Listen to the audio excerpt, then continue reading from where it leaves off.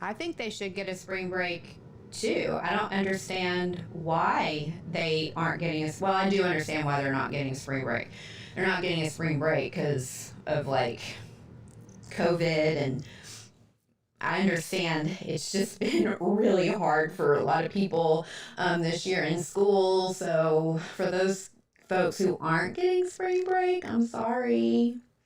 Hi, everybody. Instagram, Facebook, I think, and I have my TikTok friends here. How is everybody? Happy Monday. Hi, Stacey Lee Thompson on Instagram.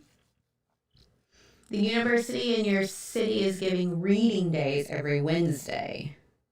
So it's a day. A lot of, I'm hearing that, right? So I'm in Texas, and but I'm hearing from other like places around the country, a lot of hybrid scheduling is happening. So like kids get a day off, teachers get a day at home. So I don't know, how's that working? I'm here. I hear mixed things. So can Instagram? You can't hear me? No, they can hear me. Oh. Can y'all hear me on Instagram and Facebook? I should be able to see y'all's comments too. So.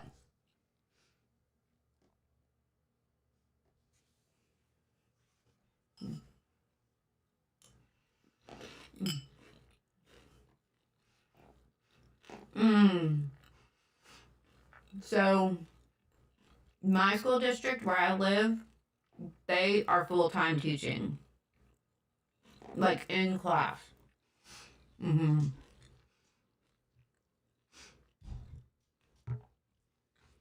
There's a little echo. Yeah, that's what I'm trying to get rid of. Probably because I'm on a cell phone, maybe too. I don't know. You're scared to have a full class again? I think that makes a lot of sense. I'm hearing that from I work with a lot of teachers in my practice or in the Recovery Academy, and I'm hearing that a lot, that teachers are really not, they share the same struggle of they don't want to be in classrooms with a lot of kids and full schedule, and not just teachers, like I think just like full life for people as things are trying to go back to whatever normal is. It feels like, wait, we've been home hibernating for a year, and now we have to come out of our cave. So there's a little anxiety with that for some people, I'm hearing. Hi, Ika 1982. Good for you. Keep going. Like treatment can feel really scary and uncomfortable. That's good. Congratulations. Somebody on Instagram is just sharing where they're at in their treatment, and I'm just congratulating them. It is so stressful. Life is still not easy. In case anybody was wondering, it's still really hard. So being nice, gentle.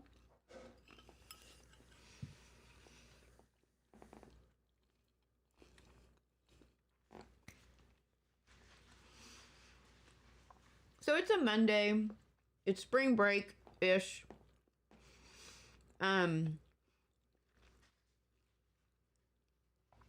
I want to do, like, let's hype each other up, right? Because people are in different places doing different things. So share with me, like, a win, right? How can I celebrate you? Let's all celebrate each other. So Ika 1982 treatment, it's a big step. Congratulations. So proud of you.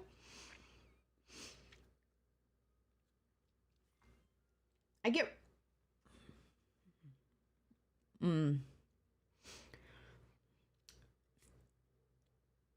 There's somebody on TikTok talking about like being invalidated or being told they don't need help, and that is just mental health stigma. I actually have a course that so every month in the Recovery Academy, I record an on-demand recovery related course. I'll talk about like a recovery topic. I do a little bit of education on it.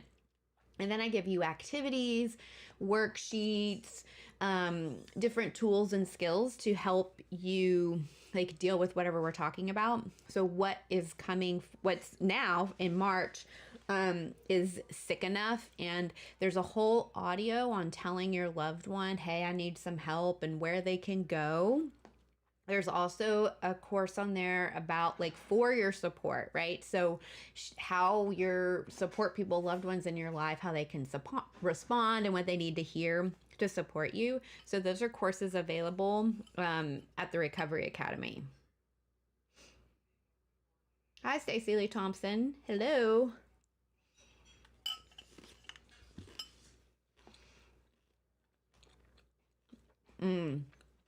Thank you. I cannot see the Facebook comments. So, Do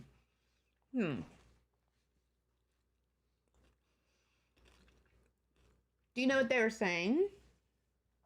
Did I miss a question?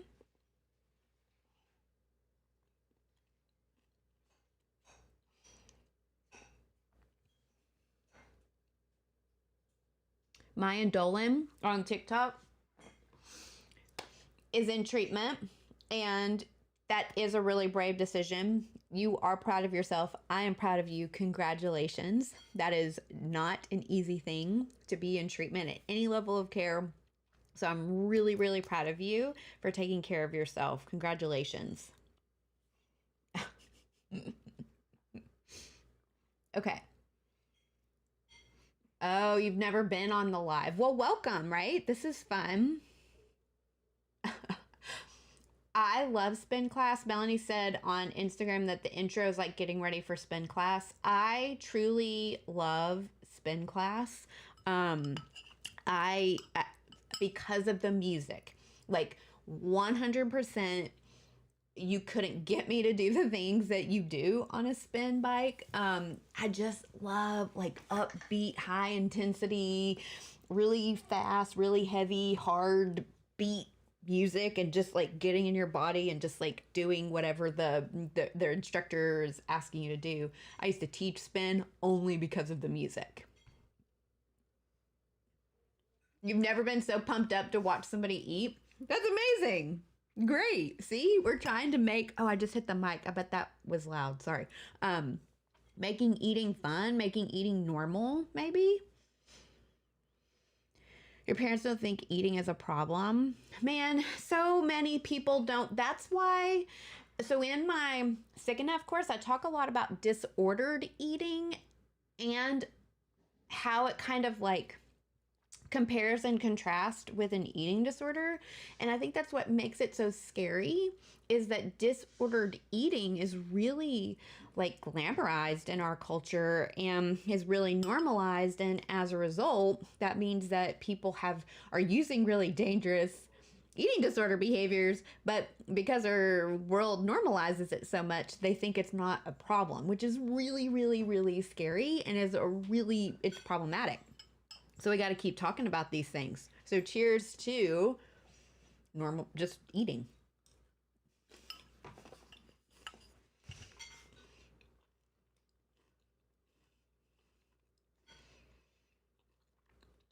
Hey, TikTok.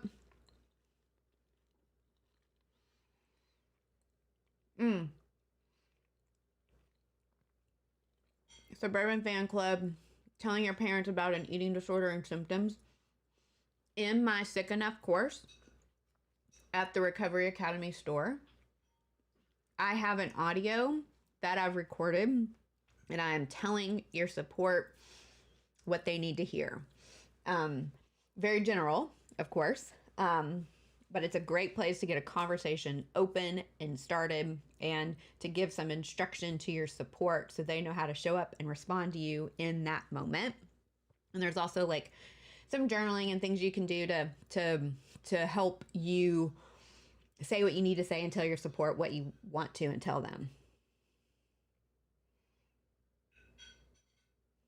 Ugh. You're right.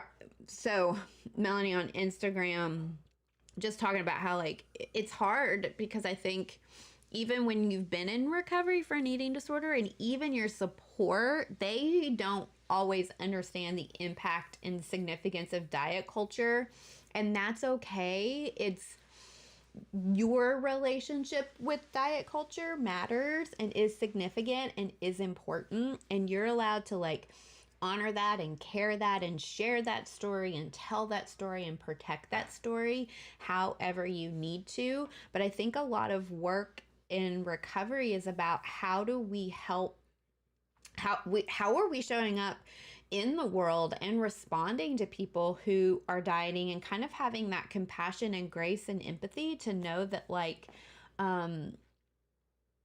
they're not coming from a bad place. They just don't know, or they didn't have the hurt and the experience that you did. So even though maybe they did, I don't know, man, there's a lot of reasons why a lot of people want to diet. I could talk on and on and on about those.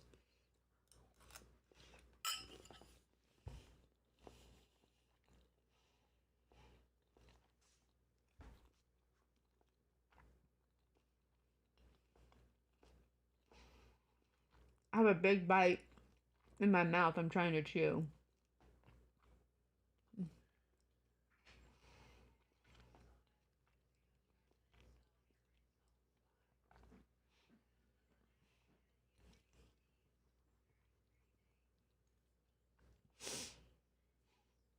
Noom is not anything you need to worry about.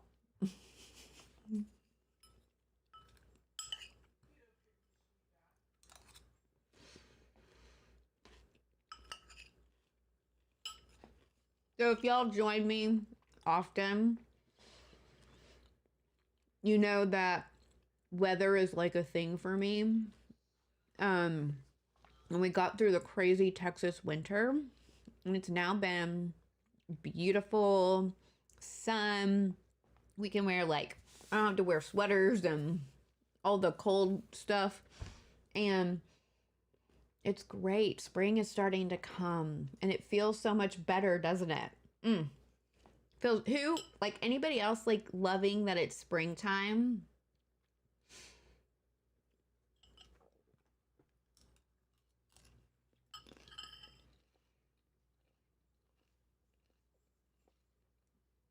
Are y'all all winter people?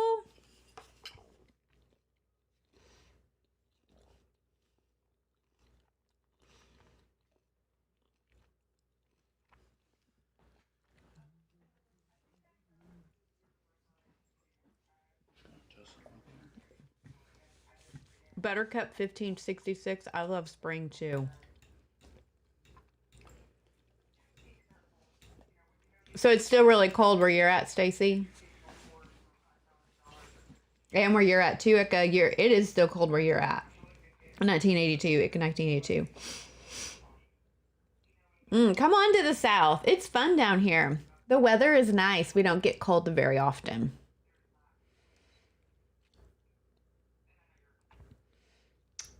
Your dad's my bitch 420. It is so okay to say something to your therapist. But if you want to know more about if you have an eating disorder, my Sick Enough course at recovery-academy.com goes into how to tell if you have an eating disorder. Now, it doesn't diagnose you. I can't do that. I could only diagnose you, if you were a client. So your therapist would be the next best place, would be the first best place to start. And depending on, their like training and skill and experience with an eating disorder. But I'm going to trust your therapist is a good therapist and will respond with compassion and empathy, and hopefully will want to assess and figure it out and point you to the right resources. Recovery Academy is a great resource and a great place to start.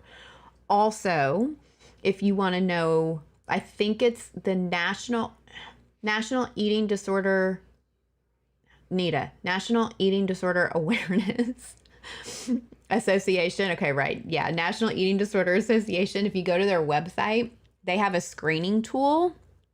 And that screening tool will ask you just a few questions to help you kind of, again, not diagnose you, because diagnosing is like, with a person assessing you, but kind of gives you an idea of where you're at with food and eating stuff.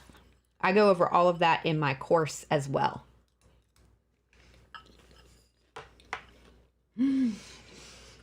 Melanie, Pacific Northwest. We just planned a trip to Portland for the summer. So, if anybody has any ideas of restaurants, things to do, Portland and that Pacific Northwest coast area, I would love to hear your suggestions. Stacey Lee Thompson, I'm not loving Zoom either. I love that it's accessible. I do love that it's brought a community together as well. I love that we are able to meet virtually as a group from all over the country and support and share with each other. I love that it has allowed me to see clients all over the place. And I think, you know, Zoom makes things easier and accessible for people. There's also the in-person piece too. I think we're missing because we haven't been connected, you know, in so freaking long. So, there in-person support and person counseling just has a different vibe. I think it has a little bit of a different feel, but I find it working in both situations. Texas is fine. Like in 1982, like nothing ever happened. Like it's sunny, perfect, fabulous, warm, a little windy. Please. Here.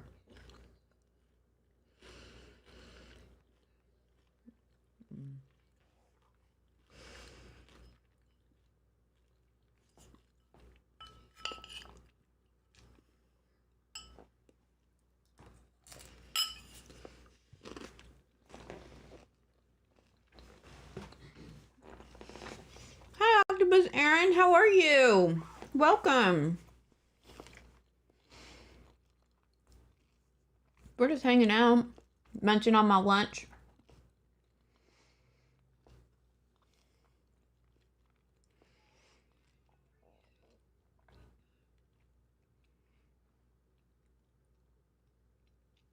You're biased, but we're the best city in the U.S. I mean, doing like Googling of Portland, I was like, these are my people. These are my people. Like, I'm excited to go. So I'm also excited to travel. I hope that we'll see how things are in July. We'll see how things are in July.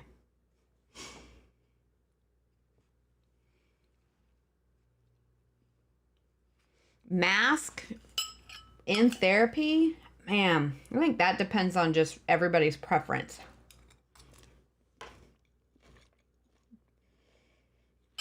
We missed you in the group too.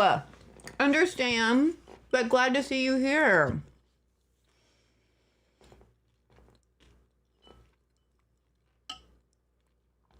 Hi.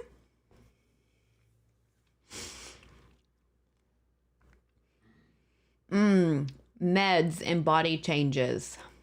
Gosh. I believe in wholeness and wellness. That we want to feel physically, mentally, emotionally, spiritually, relationally well as we can. We want to take care of ourselves in all of those ways, right? And so medication to manage mental health or manage a medical condition and how it changes the body should not affect how you care for your body, because your job is to care for your body each day, every single day, no matter what, right? No matter what the medication is, you take it if that's what's best for your health. And you're going to just show up and take care of your body the best that you can each day throughout the day.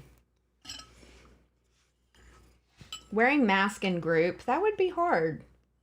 That would be hard. I agree. I think it would be hard. You can't see people's expressions. You can only see their eyes. And this.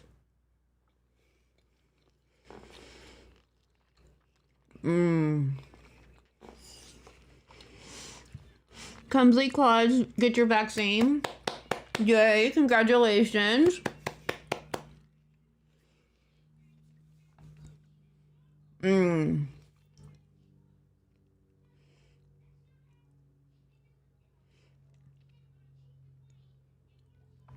Oh, Kaylee, Irene, sorry. I'm sorry you're struggling. I see you, and I want you to do whatever you can to care for yourself. There's a hair floating. Take care of yourself, show up for yourself. You deserve help. You deserve to take care of yourself. You deserve to, have people support you. So I hope that you are getting some help. You deserve that.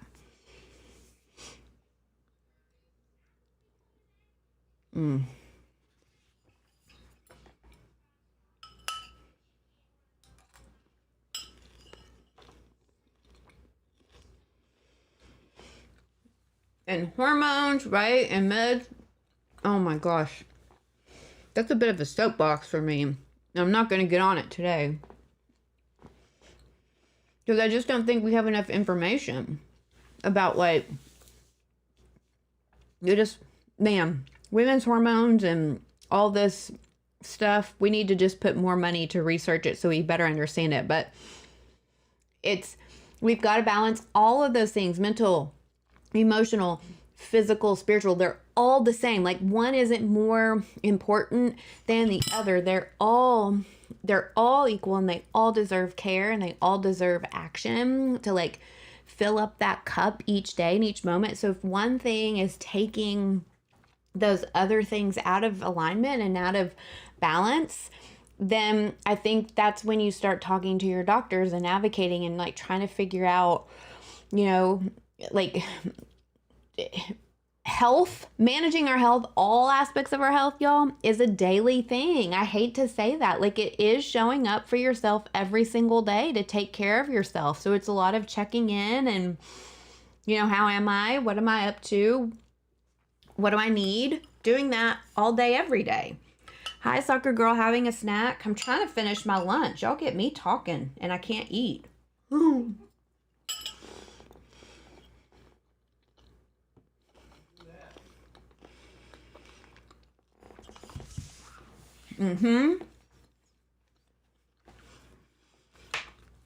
It is hard to plug into ourselves every day.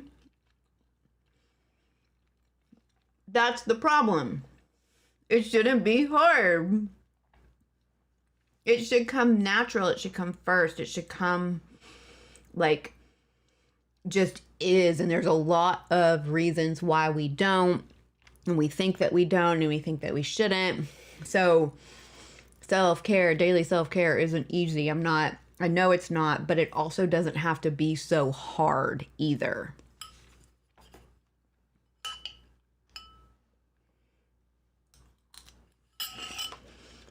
Yeah, fuck diet culture. Yeah. Aww.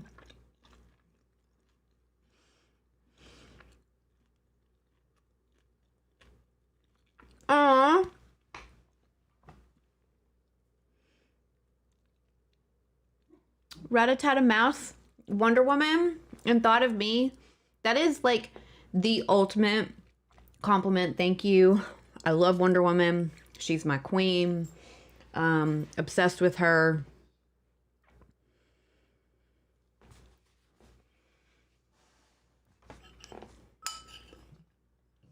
So thank you.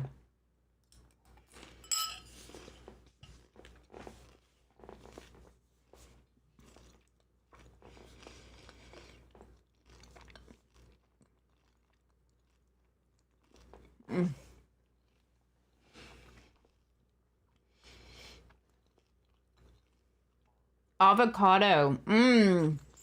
We're eating a lot of avocado at my house too. Well, thank you for the thought. The shipping is high. That's a way far. The thought is truly an honor. Thank you.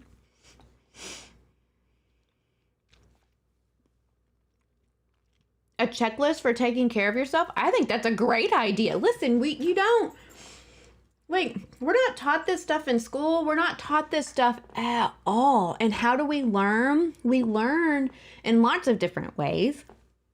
But I think we have to learn self-care. And so when you're learning it, a checklist is a great place to start on your daily list, your daily to-do, right? You write down 1 to 2 self-care things you want to try for the day. Go for a walk and have lunch, okay?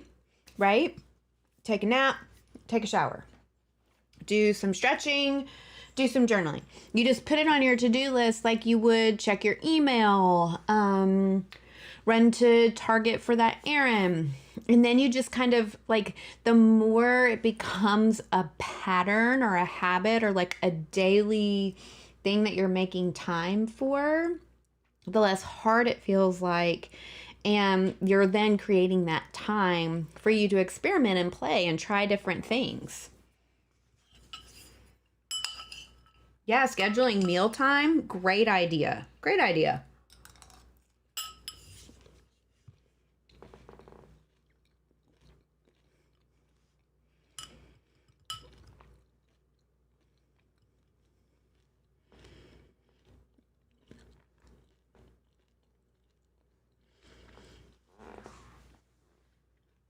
All right, my friends. I'm going to hop off here so that I can finish my lunch and roll into my afternoon. Y'all are great. You make this lunchtime enjoyable. I will see y'all on Monday. Again, next week. We'll do this again. Cool? All right, friends. I will see y'all next week. Bye.